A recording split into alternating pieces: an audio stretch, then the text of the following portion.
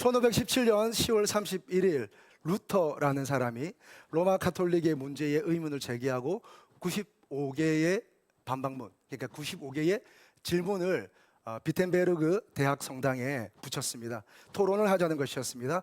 우리가 하고 있는 것이 맞는 것입니까? 우리가 가고 있는 방향이 맞습니까? 라고 질문을 했습니다. 그러나 그는 결국 그 로마 가톨릭에서 퇴출당하게 되고 뜻하지 않게 종교개혁을 하게 됩니다. 그러면서 그는 여러 가지 질문 중에 교황이란 무엇인가? 사제란 무엇인가? 질문하면서 이런 질문을 합니다. 사제만을 통한 미사와 성찬, 영성체, 고해성사 이런 것들이 모든 사람을 제사장으로 부른 주님의 부르심 앞에 합당한 것이냐라는 질문을 합니다. 사제가 있어야 예배가 된다.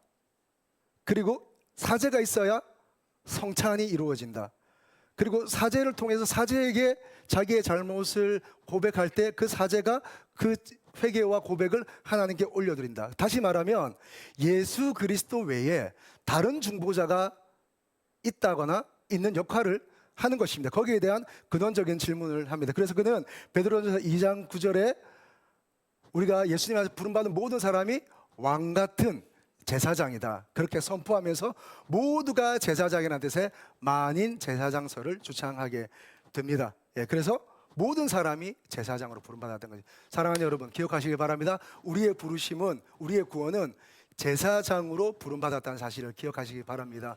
예수 믿고 구원받고 예수 믿고 천당 가는 그 정도가 아니라 우리는 제사장입니다. 어떤 제사장?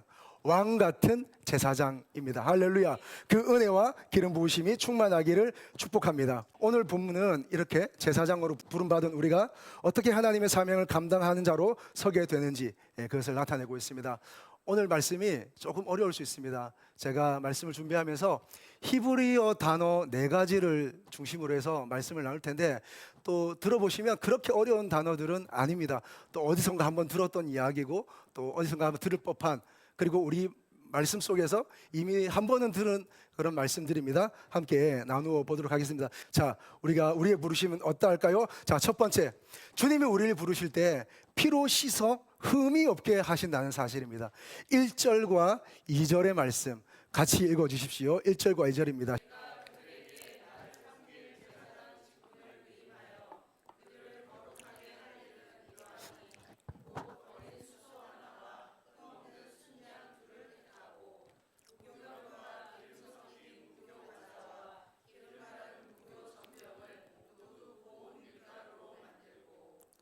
자, 오늘의 말씀은 제사장이 위임을 받는, 기름 부음을 받는 위임식입니다. 지난 시간들의 말씀을 대략 정리를 할까요? 출애굽하게 됩니다. 홍해를 지납니다. 시내산에 도착합니다. 거기서 율법과 또 성막 짓는 것에 대한 말씀을 주십니다. 그리고 성막 안에서 그 성막을 섬길 제사장에 대한 말씀을 주십니다. 그래서 지난주는 그 제사장들이 입는 옷에 관한 말씀이었습니다. 오늘은 그렇게 옷 입은, 제사장의 옷을 입은 제사장들이 어떻게 그들에게 기름 부어서 제사장 역할을 감당하는 식을 치르는가 하는 것입니다. 자, 위임식을 하는데 2가지 종류의 제물을 가져옵니다. 하나는 동물이고 하나는 떡입니다. 이 동물도 3종류의 동물입니다. 수소 하나와 순양 둘입니다. 자, 그리고 떡도 셋입니다. 자, 수소 하나, 순양 둘, 3마리죠. 지금 떡도 3종류입니다. 무교병, 무교과자, 무교전병입니다. 자, 속죄제물로 드릴 수소 하나, 그냥 태워서 드릴 수소 하나, 그 다음에 번제물로 드릴 순양 하나, 그리고 위임식에 사용할 순양, 그렇게 3마리의 동물을 사용합니다. 그리고 이 무교병, 떡 3종류가 있는데요. 처음에는 기름을 사용하지 않고 물로만 반죽해서 구운 무교병입니다. 두 번째는 기름 섞은 반죽으로 구운 무교 과자를 가져옵니다. 세 번째는 표면에 기름을 발라서 윤이 나게 한 무교 전병을 가져옵니다. 이 3가지 동물과 3가지 떡 가져온다는 것, 여러분 이것이 뭐 순양이니 수양이니 그 다음에 떡이 어떠니 뭐 무교전병이니 이런 것들은 다 기억 못 하셔도 됩니다. 그런데 여기서 분명하게 사용하고 있는 단어 하나 기억하시면 좋겠습니다. 1절 끝부분입니다. 흠 없는 순양 둘을 택하고, 그리고 무교 전병을 가져오라고 얘기를 합니다. 흠이 없는, 그리고 이스트, 부풀게 하는 것이 없는 순수한 떡을 가져오라고 말하는 것이죠. 여러분, 이 흠 없는 단어가 탐밈이라는 단어입니다. 탐밈, 어디서 많이 들어본 것 같지 않습니까? 예, 우림과 둠밈 할 때 그 둠밈의 어원인 탐밈입니다. 완전함이라는 뜻입니다. 이게 흠 없다 할 때 탐밈입니다. 자, 그러니까 하나님이 연약하고 죄 많고 흠 많은 우리를 부르셔서 하나님 나라의 귀한 일꾼으로 사용하실 때 첫 번째 우리를 흠이 없게 하시는 거죠. 그리고 이 흠이 없도록 하는 모든 퍼포먼스와 모든 시청각 교제를 사용하고 있습니다. 완전함. 여러분, 완전함이라는 단어를 성경에서 찾아보면 창세기 6장 9절에 노아를 말할 때 그는 당대의 완전한 사람이라 그렇게 표현하고 있습니다. 이 완전한 사람, 이 완전하다는 것은 하나님 앞에 흠이 없다는 말입니다. 사람이 어떻게 흠이 없겠습니까? 사람이 어떻게 완전하겠습니까? 여러분, 그러나 하나님은 완전하지 않은 우리를 완전함으로, 온전하지 않은 우리를 온전함으로, 흠 많고 죄 많은 우리를 죄 없고 깨끗한 상태로 우리를 계속해서 부른다는 사실입니다. 한 번 부르신 하나님은 계속해서 우리를 부르고 계십니다. 할렐루야. 여러분, 이렇게 씻는 것은 성결을 위한 거예요. 뿐만 아니라 이 씻게 되는데 여러분, 물두멍에서 손과 발을 씻는 것입니다. 사랑하는 여러분, 우리가 어떻게 온전히 깨끗이 씻을 수 있겠습니까?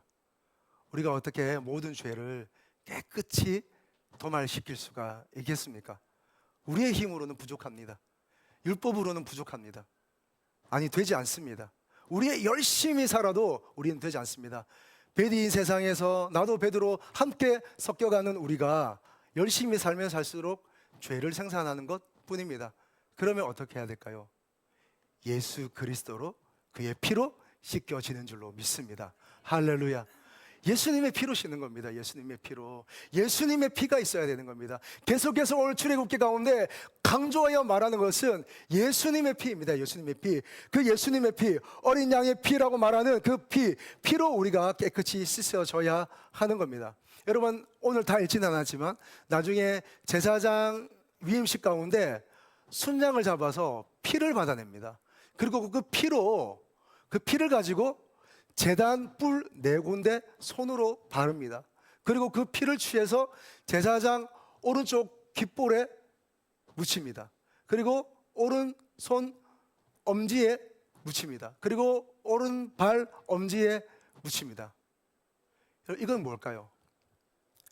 사역을 하기 전에, 열심히 뭔가를 하기 전에, 우리에게 주어진 삶을 살기 전에 중요한 것은 우리의 모든 오른쪽에 있는, 오른쪽이라는 것은 힘을 말하는 겁니다. 우리가 힘주어 뭔가를 하기 전에, 사역을 하기 전에, 일들을 하기 전에, 전도하기 전에, 예배하기 전에, 우리의 삶을 살기 전에, 가정을 세워가기 전에, 내 직장에 어떤 역할을 하기 전에, 나의 사업을 하기 전에 예수 그리스도로 씻어져야 한다는 사실입니다. 여러분, 물로 씻는 게 깨끗해요? 피로 씻는 게 깨끗해요? 여러분, 오늘 아침에 샤워하셨습니까? 세수하셨습니까? 물로 씻으셨어요? 피로 씻으셨어요? 물로 씻는 게 훨씬 깨끗하죠. 물로 씻는. 그런데 오늘 이상하게도 피로 씻고 피를 묻히라고 하는 겁니다. 의미가 있습니다. 오직 어린 양 예수 그리스도의 피로 덮어지고 씻어질 때 우리는 완전하게 되는 줄로 믿습니다. 여러분, 히브리서 9장 22절의 말씀 같이 보겠습니다.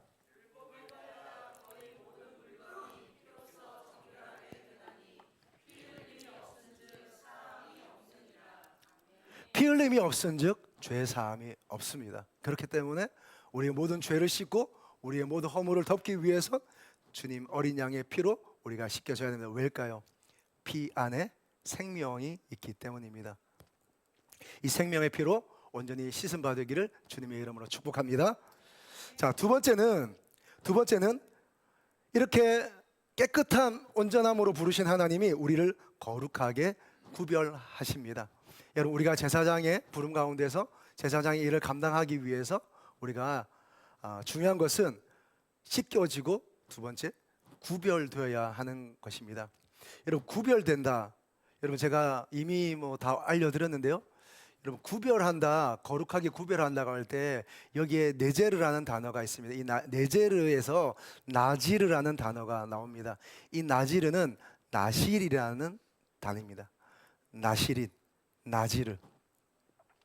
여러분, 어디에 나지르가 있을까요? 6절의 말씀입니다. 6절 같이 읽겠습니다. 그의 머리에 관을 씌우고 그의 위에 거룩한, 그의 머리에 관을 씌우고 그 위에 패를 더한대요.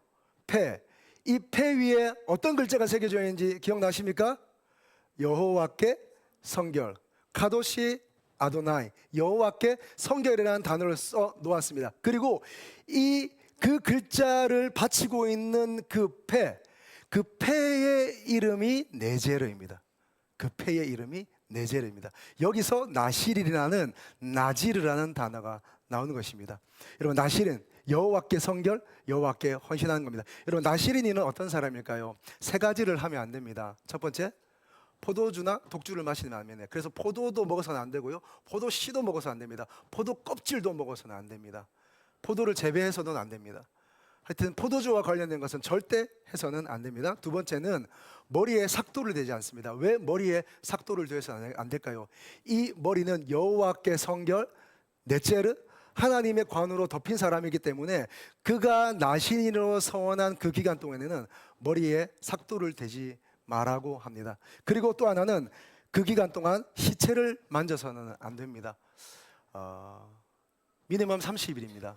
최소 30일 동안, 때로는 그 이상, 때로는 1년, 10년, 평생에 자기 자신을 나실인으로 드릴 수도 있습니다.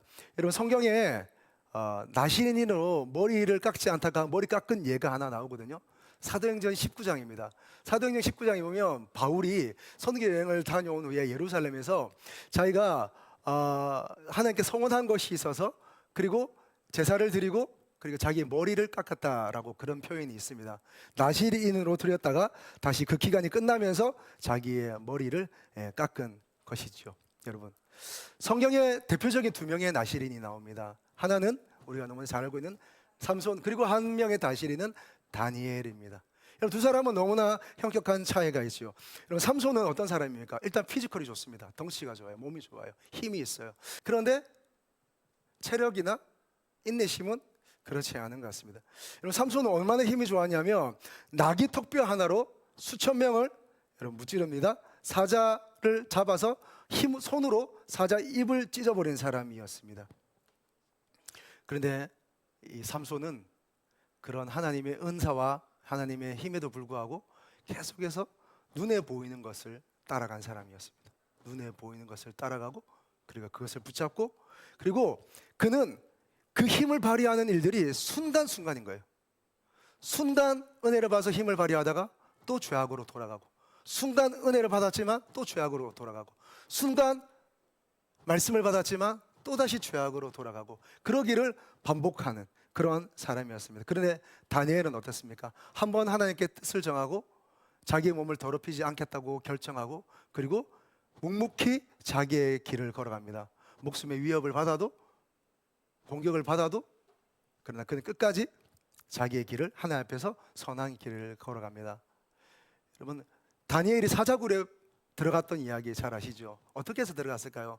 이야기는 이렇습니다. 다니엘이 어떤 책을 읽다가 예레미야가 한 예언을 알게 됩니다. 그 예언은 이스라엘이 바벨론 포로에서 70년 후에 돌아오게 될 것이라는 것을 그가 바벨론 포로로 있는 중에 알게 됩니다. 보니까 70년이 거의 다가와요. 이제 조금 있으면 끝나요. 우리는 어떻게 할까요? 우리는 잘 됐다, 감사하다, 예배하며 기뻐하며 이제 70년이 끝나가는구나, 포로에서 돌아오겠구나. 그런데 그는 오히려 금식을 합니다. 그는 오히려 하나님 앞에 기도합니다. 창문을 열고 예루살렘을 향하여 하루에 3번 기도합니다. 그러다가 모함에 의해서 잡혀 들어가는 것이 사자굴입니다. 목숨의 위협을 받아도, 내 삶이 어려워져도 우리를 부르신, 나를 부르신 하나님 앞에 자기의 삶을 묵묵하게 걸어가는 사람, 그 사람이 나실인입니다. 시편 119편 9절과 11절 같이 읽겠습니다.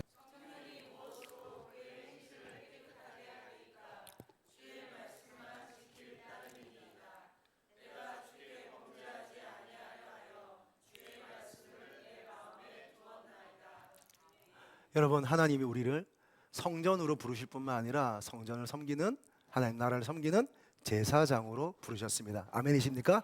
동의하십니까? 이 부르심은 첫째는 깨끗하게 하시고, 그리고 나지르, 네제르, 구별하십니다. 여러분, 이 구별된 삶이 저와 여러분 가운데 있기를 축복합니다. 청년이 무엇으로 그 행실을 깨끗게 하리까? 주의 말씀만 따라 삼갈 것입니다. 할렐루야. 세 번째는 이렇게 구별하신 하나님, 기름을 부으십니다. 기름을 부으십니다. 여러분, 7절입니다. 7절 말씀 다시 보겠습니다.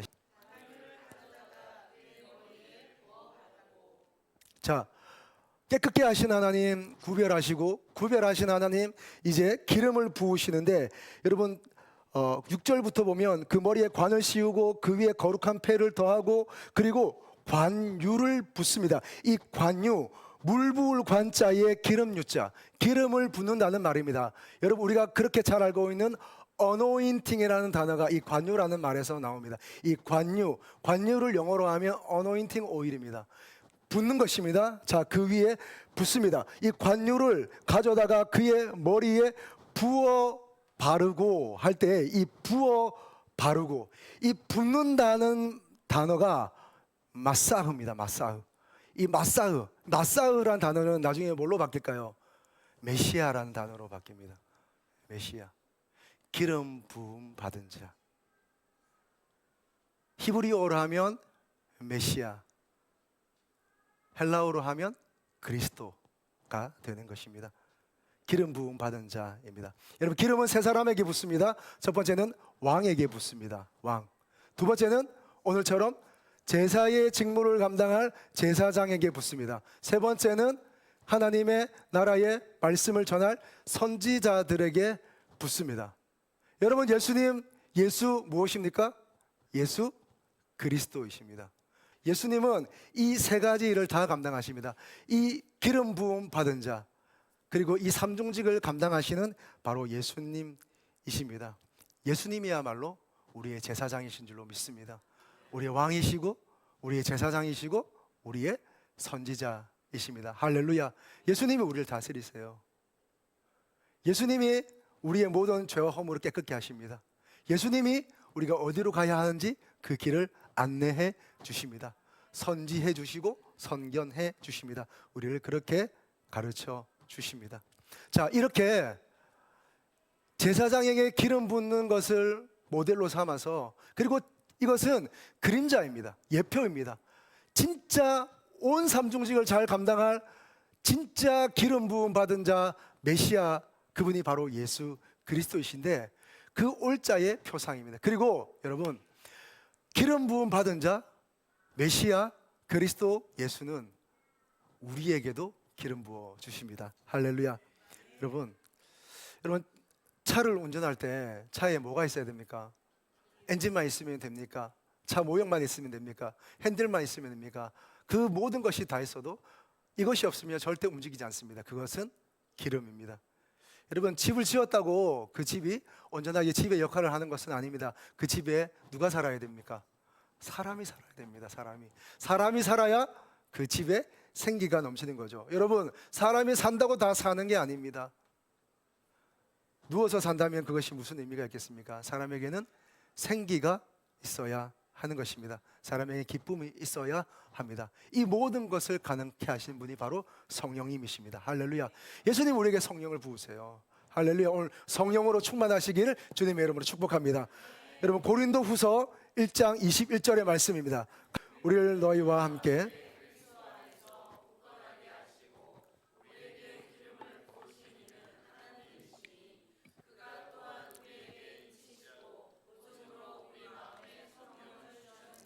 아멘. 인치시고 보증으로 우리에게 무엇을 주셨습니까? 성령을 주셨습니다. 여러분, 성령으로 충만하시길 축복합니다.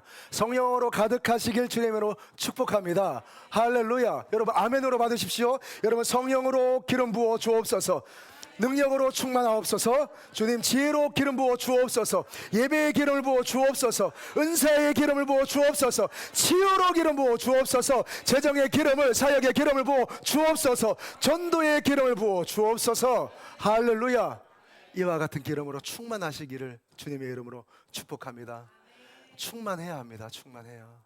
가득해야 되는 거예요, 여러분. 이 은혜가 있기를 축복합니다.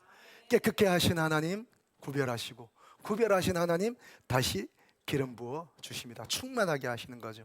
여러분, 한 가지 단어 더 살펴보겠습니다. 여러분, 그것은 9절의 말씀입니다. 9절 말씀 같이 보겠습니다.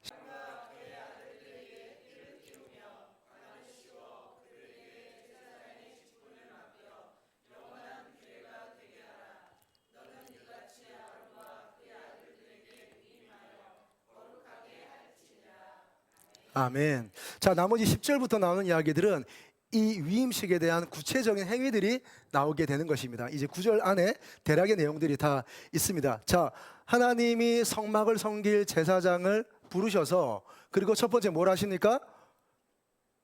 깨끗게 하십니다. 흠이 없게 하십니다. 두 번째, 구별하십니다. 세 번째, 일을 감당할 수 있도록 기름 부으십니다. 기름 부으신 하나님 이제 위임하라고 말씀합니다. 위임이라는 것은 그에게 맡긴다는 얘기죠. 두 가지가 있습니다. 권한과 책임, 두 가지가 다 따른 위임한다는 것은 맡겨버린다는 겁니다. 자, 그러면 이 위임은 뭘까요? 여러분, 이 위임의 히브리어가 말레야드라는 말입니다. 말레야드. 이 말레야드, 말레는 채우다는 뜻이고요, 야드는 손입니다. 이상하지 않습니까? 왜 위임을 손을 채우다라는 단어를 사용할까요? 손을 채웁니다. 여러분, 손을 채우기 위해서 먼저 해야 될 일이 있습니다. 뭘까요? 손을 채우기 위해서는 먼저는 손을 비워야 하는 것입니다. 여러분, 손을 비운 자, 자기의 목적과 자기의 모든 야망, 자기의 생각, 자기의 목회, 자기의 사역, 자기의 라이프 스타일, 자기의 고집, 자아, 자기의 삶의 어떤 방식들, 자기의 가치관, 이런 것들을 내려놓은 사람에게 하나님은 채워주신다는 사실입니다. 제가 예전에 어떤 강의에서 어떤 분이 실제로, 제가 옛날에 그런 얘기는 뭐 영상이나 책에서 많이 읽었네요. 실제로 큰 어항을 가져왔습니다. 그리고 어항을 가져와서 큰 돌을 거기다 채우는 거예요. 그러면서 질문해요. 여러분, 이것이 가득 찼습니까? 라고 질문하는데, 돌이 크게 들어있으니까 사람들이 가득 찼다고 말하는 사람도 있고 가득 차지 않았다고 말하는 사람도 있었습니다. 거기다가 큰 자갈들을 넣었습니다. 그리고 다시 물었습니다. 여러분, 이 어항이 다 찼습니까? 꽤 꽉 찼거든요. 그러니까 찼다고 얘기하는 사람이 더 많았습니다. 그런데 거기에 교수님이 모래를 가져와서 그 모래를 붓고 그 어항을 흔들었습니다. 사이사이 모래가 다 들어가는 거죠. 그리고 정말 모래까지 꽉 채운 후에 교수님이 질문하시는 거예요. 여러분, 제가 지금 무슨 얘기를 하려고 하는 걸까요? 라고 얘기하니까 학생들이 이렇게 얘기했습니다. 아, 열심히 노력해서 채우면 채울 수 있다, 이런 얘기를 하려고 하시는 거 아닙니까? 라고 얘기했는데, 교수님이 이 퍼포먼스를 통해서 주고자 하는 메시지는 달랐습니다. 아니요, 여러분. 여러분의 삶을 채우기 위해서 큰 것부터 채워야 한다는 것입니다. 큰 것. 큰 것부터 채워야 나중에 작은 것들이 들어간다는 겁니다. 더 중요한 것을 채워야 되고, 영적인 것을 채워야 되고, 신령한 것으로 채워야 되고, 하나님의 말씀으로 채워야 되고, 부르심으로 채워야 되고, 하나님 향한 사랑으로 채워야 되고, 오늘 우리 가운데 함께 하시는 하나님의 임재로 채워야 나머지 것들도 채울 수 있다 하는 것입니다. 모래를 먼저 넣었더라면, 자갈을 먼저 넣었더라면 하나님의 더 근원적이고 본질적인 하나님의 신령한 것이 거기에 들어갈 수가 없겠지요. 여러분, 손을 채우기 위해서 먼저 내려놓아야 된다 말씀을 드렸습니다. 그런데 여러분, 내려놓는 게 쉬운가요? 어려운가요? 어렵죠. 여러분, 내려놓는 것은 참으로 어려운 일입니다. 그런데 한편으로는 정말 쉬울 수도 있습니다. 여러분, 이미 여러분 그런 것들 다 경험하셨을 거예요. 여러분, 어릴 때 장난감 다 가지고 노셨죠. 그죠? 우리 남성들은 자동차도 갖고 놀았을 테고, 우리 여성분들은 마루 인형 같은 거 가지고 노셨을 겁니다. 그죠? 그 장난감 자동차, 그 모형 자동차 가지고 놀았습니다.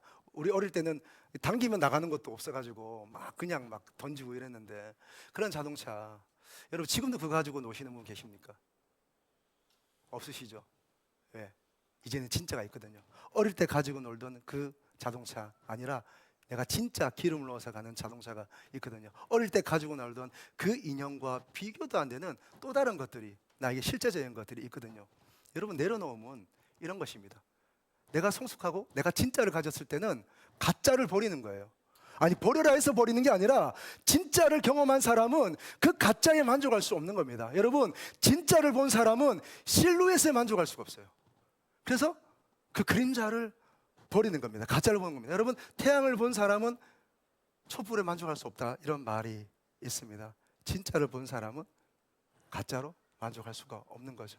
여러분, 진짜 하나님을 만나면 하나님이 아닌 다른 것들은 내려놓게 되는 것입니다. 여러분, 내려놓기 힘드실 때에 진짜 하나님과 하나님이 주시는 은혜와 참된 복을 경험하게 될 수 있기를 축복합니다.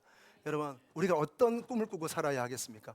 내 야망과 내 생각들을 가지고 가는데 그것 속에서 그것이 아니라 진짜 하나님 나라의 비전을 발견하게 될 때 여러분, 내 모든 것들이 그 안에서 녹아지는 줄로 믿습니다. 그 은혜가 있기를 축복합니다. 여러분, 무엇이 위임입니까?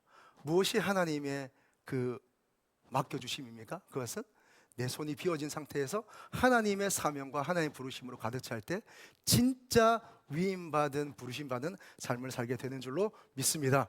마태복음 11장 29절의 말씀입니다.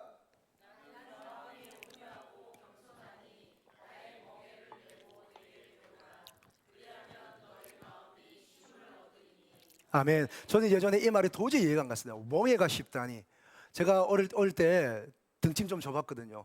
제가 옛날에 배달 좀 해봤거든요. 연탄도 좀 날라보고, 시골에 살 때에 큰아버님이 이거 지게 집어보라고 그래서 지게 지고 많이 해봤거든요. 안 가볍더라고요. 큰아버지는 늘 말씀하셨어요. 야야, 가볍다 얘기하시는데 속으로 했습니다. 차, 세상에 믿을 사람 없구나 이러면서 무겁더라고요. 근데 성경에 보니까 비슷해요. 나의 멍에를 메고 내게 배우라. 멍에가 가볍대요. 와, 이런 거짓말이 있나? 여러분, 멍에가 어떻게 가벼워요? 그런데요, 진짜 예수님 안에서 예수님을 따라가는 이 멍에는 가볍더라고요. 내 힘으로 하려니까 힘든 거예요. 내가 그 짐을 지려고 하니까 힘든 거예요. 주님만 따라가면 그 짐은 가벼워지는 줄로 믿습니다. 누가복음 11장 13절의 말씀입니다.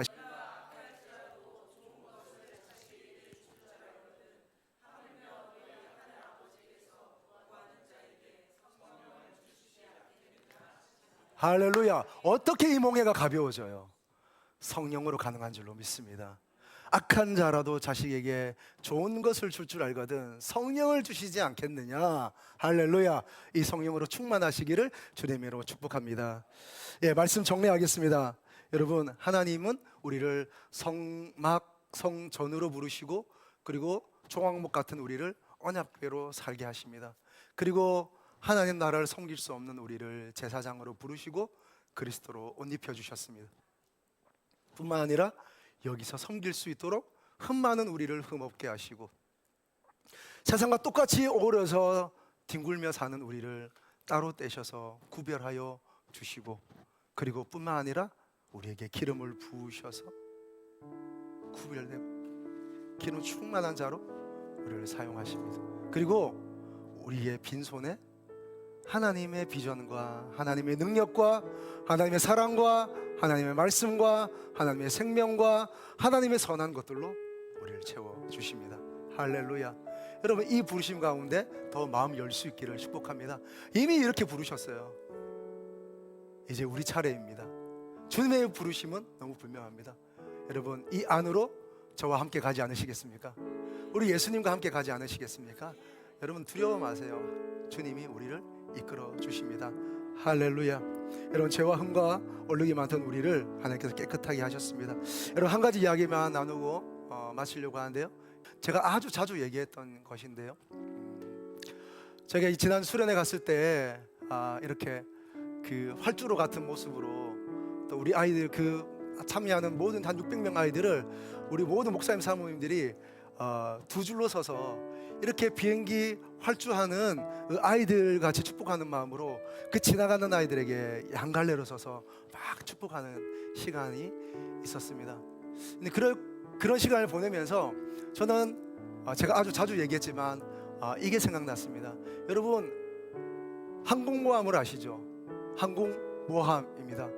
항공이 모함, 배 위에 있다는 말입니다. 여러분, 비행기가 부양을 하기 위해서 최소한의 속도가 있습니다. 그것은 300km입니다. 시속 300km는 달려야 이 비행기가 뜰 수 있습니다. 여러분, 이 전투기가 저 짧은 항공모함 활주로에서 300km 이상의 속도를 내어서 부양할 수 있을까요? 불가능합니다. 어떻게 가능할까요? 첫 번째는 저 항공모함이 전투기가 뜨고자 하는 방향, 전투기가 나르는 방향으로 전속력으로 함께 달려줍니다. 두 번째는 여러분, 저기에 비행기 아래 부분에 보면 수증기 연기 같은 게 막 나잖아요. 그것을 열어보면 지금 저렇게 작업하고 있는 모양의 이런 어떤 긴 관이 있습니다. 여러분, 이것의 이름이 캐터펄트입니다. 캐터펄트. 전투기가 나를 때에 그 전투기를 증기압에 의해서 그 전투기를 전속력으로 밀어주는 겁니다. 그래서 이 짧은 활주로 위에서 이 전투기가 부양할 수 있는 겁니다. 여러분, 주님의 부르심은 이런 것입니다. 주님은 우리가 할 수 없는 그 일, 아니 우리가 감히 생각할 수 없는 그 하나님 나라 일에 우리를 일단 초청하십니다. 초청하시고 깨끗하게 하시고 기름 부으시고, 그리고 빈손인 우리에게 아무것도 가진 것, 우리는 가졌다고 말하지만, 이것을 가졌다고 말하고 저것을 가졌다고 말하지만 사실은 우리는 다 손이 비어 있어요. 이 빈손에 하나님의 능력으로 채워주십니다. 그리고 그 아무것도 할 수 없는, 아무것도 감당할 수 없는, 내 힘으로는 숨 쉬는 것조차 할 수 없는 나에게 하나님이 저 증기압과 같은 힘을 불어넣어 주셔서 우리를 하여금 부양하게 하시고 나르게 하시고 전투하게 하시고 활강하게 하는 것입니다. 할렐루야. 여러분, 이 캐터펄트와 같은 하나님의 힘과 은혜와 부르심에 함께 가시면 좋겠습니다.